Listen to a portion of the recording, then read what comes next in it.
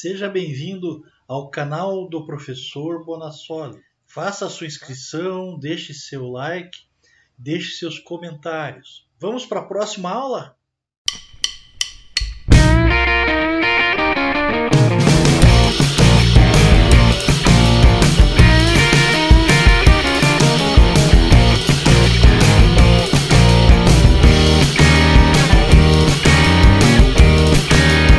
Vamos lá, começa a aula aí.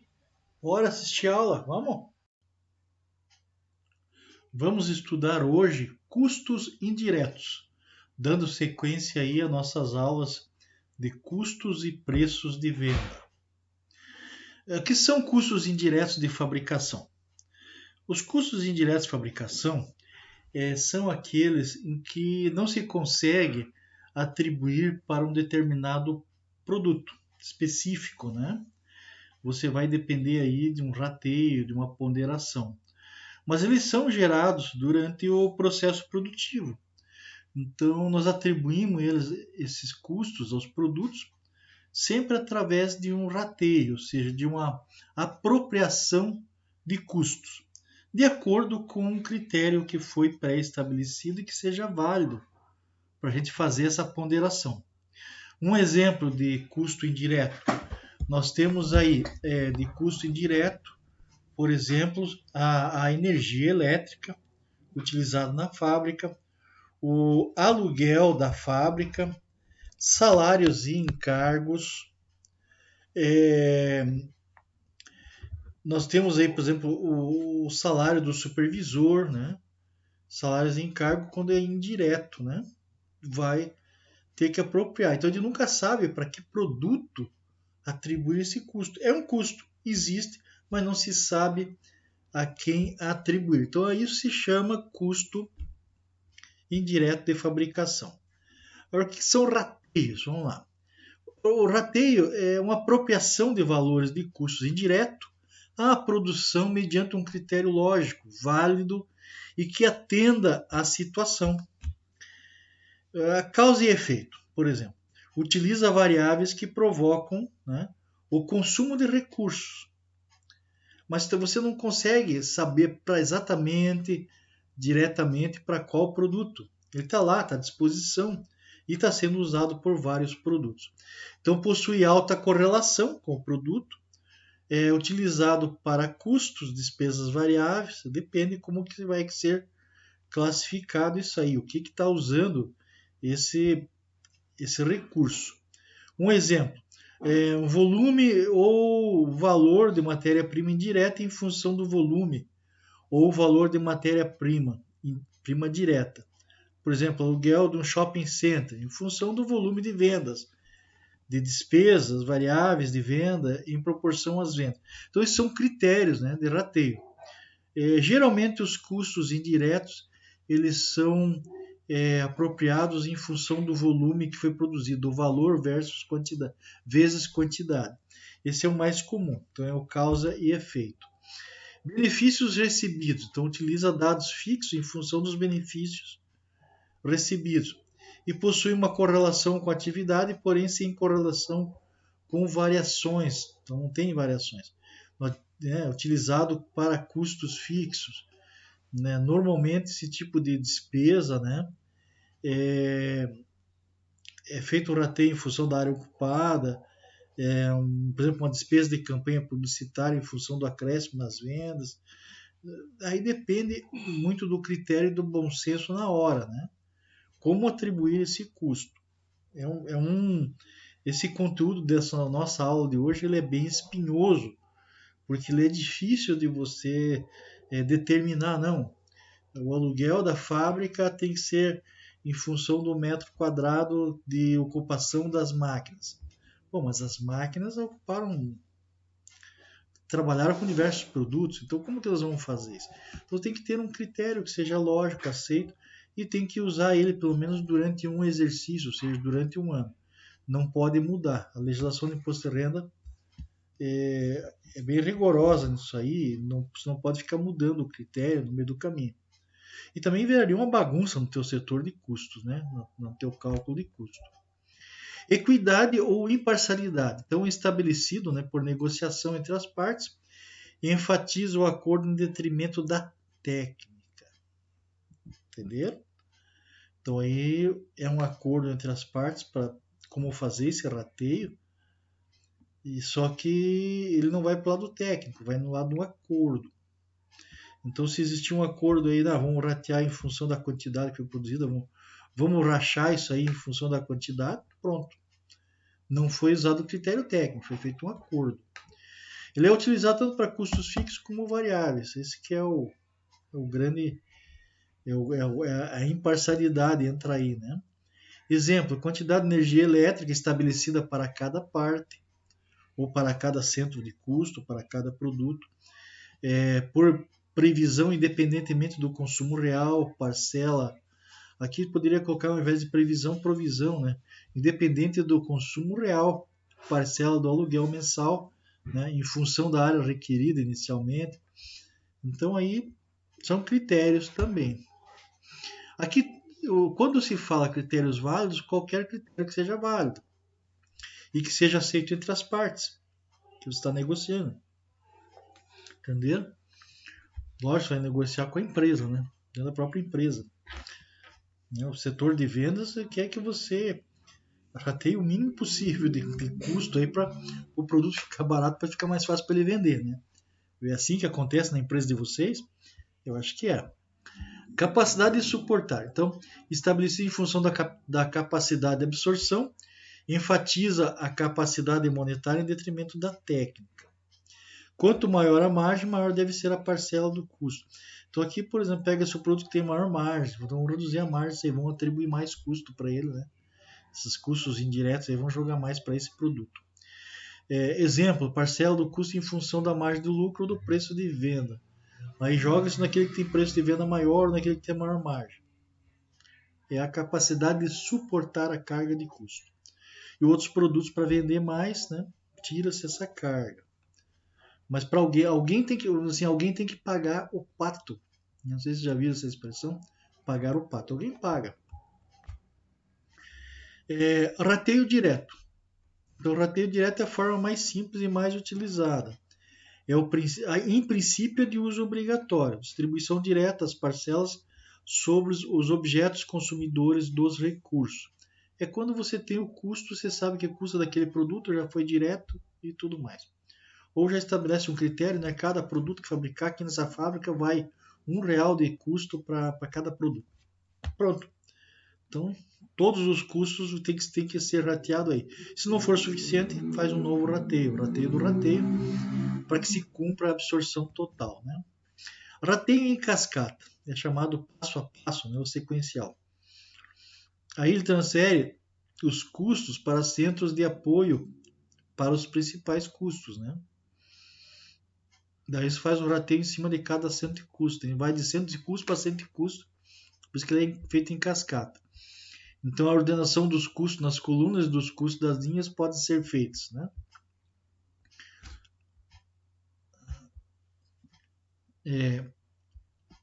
Aqui está o critério aqui em letra miúda, né?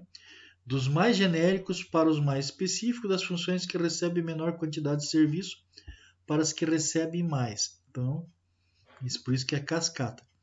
Permite conhecer o custo de cada função após receber parcelas transferidas daquelas que precedem. Então, vai por etapa, né? Por isso que é cascata. O rateio do valor da função é efetuado através de sua distribuição pelos valores dos demais remanescentes. Rateio recíproco. Considera-se que existe uma troca recíproca de recurso entre funções de apoio. Por exemplo, eu tenho um serviço que eu tenho de um departamento que passa esse produto. Daí tem um outro produto do outro departamento ou do mesmo departamento que precisa daquele serviço que o meu departamento está prestando. Então, o rateio é recíproco. Existe, né? Depende de quem rateou mais ou menos, mas tem que zerar os centros de custo. Cada função de apoio cede e recebe recursos dos demais. Também é outra forma de cascata, né? De rateio recíproco. Apuração de custos aos órgãos pela forma convencional e distribuição recíproca posterior. Distribuição através de sistema de equações definindo a participação de cada órgão. Dentro da apuração de custos, consiste na apuração de custos de cada tipo de unidade diferente de acumulação, produto, serviço, atividade e processo. Né? Então, o custo é apurado dessa forma. Nós vamos ver lá na aula 10ª, né? Ainda está faltando algumas aulas, pelo menos umas 5 ainda para chegar lá. Mas nós vamos ver como que calcula custos. E daí eu vou mostrar para vocês, né? Como que você faz a estrutura de custos, a estrutura do produto para poder calcular custo. Então aqui vocês já vão recebendo algumas informações, né?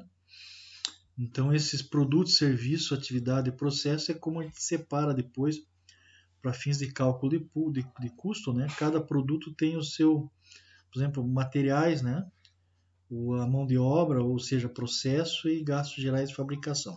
Então seria isso que está apontando aqui pelo meu mouse aqui, ó. Apuração simples, basta a demonstração do resultado para definir a lucratividade da empresa. Então, é um critério. Apuração por órgãos depende da classificação dos custos em indiretos, diretos e indiretos em relação ao órgão que você está, o setor, né, que você está fazendo a cotação. Apuração por produto ou serviço. O controle é mais complexo, porém melhora a qualidade das análises. Necessita a classificação em diretos ou indiretos em relação ao produto e serviço. O nível de apuração deve ser compatível com o porte da empresa. Né? A cerca não deve exigir mais recursos para sua instalação do que o valor do terreno que ela protegerá. Aí é um ditado popular aí. Não sei quem foi que falou isso, mas é uma verdade. Às vezes você tem que ver o que você vai guardar, né? Futuro, né? Que você vai guardar dentro. Às vezes vale a pena a cerca ser mais cara que o terreno. Há controvérsia, como diz o ditado popular. Conceituação. Custo unitário é o custo total dividido pela quantidade. Sempre o custo unitário, você vai pegar o custo total e vai dividir pela quantidade. Vai te dar o custo unitário. A quantidade que serve como divisor deve ser homogênea quanto à forma e ao estado físico. Ou seja, você tem que ter uma medida, né? Metro, litro, tem que sempre ser da mesma forma. Você não pode começar fazendo um produto, né? E depois mudando os critérios para... Tem que ser homogeneizado, ou seja, tem que ser homogêneo o processo. A homogeneização, falando nisso, é feita por equivalência entre as unidades diferentes, tornando-se uma delas padrão. De repente você tem a possibilidade de ter em quilo, né, em metro, em grama, você pode, ou por unidade, de repente até, né, transforma em uma unidade e custa X, né, de determinado produto. O custo total é constituído por material, pessoal e custos gerais. A soma de todos os elementos de custos constitui o custo fabril, que inicialmente está em elaboração, são as unidades inacabadas, e serão, né, ou será em seguida acabado, são as unidades completas. Então nós já vimos aí em aula anterior, se não vimos, vamos ver numa das próximas. Como que faz a contabilização dos custos. Acho que eu já passei isso aí para vocês, né? Então, se alguém não lembra, só dá uma olhadinha nas anteriores aí, né? Mas eu costumo sempre colocar, quando tem possível, né? Colocar também a contabilização. Que essa minha disciplina aí, ela é tanto gerencial como contábil, né? Então, qualquer um que queira aprender custo, né? Não necessariamente esteja cursando administração, contabilidade e economia, né? Vai ter uma aula em que vai ser para o linguajar dessa pessoa. Então eu procuro fazer assim umas aulas que sirvam para várias pessoas, né? Vários tipos de pessoas que vão estar ouvindo e vendo os meus vídeos. Aqui nós temos a apuração, né, a conceituação da apuração dos resultados globais. Como que funciona? Nós temos lá pessoal, material e gerais. Daí vem para os custos, não apropriados indiretos, igual a apropriação dos custos diretos, custos rateados, e assim nós vamos formando o custo até chegar na produção vendida, que é o custo final. Aqui eu sempre costumo falar para o pessoal o seguinte: olha, custos, ele só é custos quando é vendido. Ô, professor, mas como assim? Claro, enquanto não é custo, ele vai estar guardadinho no estoque. Enquanto não é vendido, fica no estoque. Depois de pronto, depois de acabado, quando está em produção também. Ele tem um estoque de produtos que estão em elaboração. Tudo que está no ativo não é investimento? Então, enquanto não é vendido, o teu estoque é um investimento. Quando vendeu, vira custo, que é o custo das mercadorias vendidas e que você tem que contabilizar lá na demonstração de resultado. Você vai contabilizar a tua receita com venda e o teu custo. Porque receita menos custo é igual ao lucro bruto, menos a despesa fixa, lucro líquido. Simples assim, gente. Se tem alguém aí que não entendeu, não entende contabilidade, olha, com essa explicação aí é capaz até de levantar uma DRE lá, uma demonstração de resultado. Quem sabe até um balanço, né? Tranquilo. Né? Uma dessa eu estou incentivando você que não fez administração, contabilidade, economia, a fazer um curso desses, né? É muito interessante. Gente, próxima aula nós vamos trabalhar aí a margem de contribuição. Obrigado por você ter assistido mais uma aula e não deixe de colocar aí o seu like se gostou, seus comentários e fazer inscrição no meu canal. Até a próxima!